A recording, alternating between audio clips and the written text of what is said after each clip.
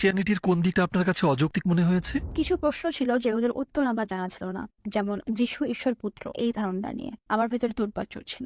যদি ঈশ্বর সর্বশক্তিমান সর্বময় ক্ষমতার অধিকারী হন, কেন কেন তার কি? আরেকটা ধারণা আছে, কেন যিশুকে আমাদের পাপ মুছতে মরতে হয়েছিল? যিশু কেন কেন আমাদের যিশুর কাছেই প্রার্থনা করা হবে? এই ব্যাপারটা আমার কাছে ভীষণ উদ্ভট ছিল। আমি এটা বুঝতেই পারছিলাম না।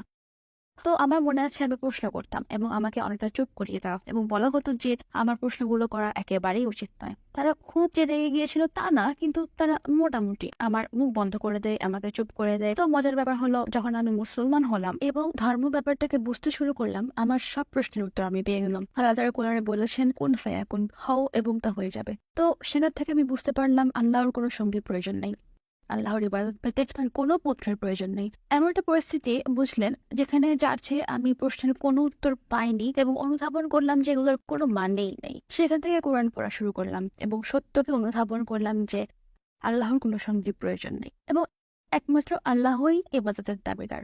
তখন পুরো ব্যাপারটা আমার কাছে বোধগম্য হয়ে গিয়েছিল।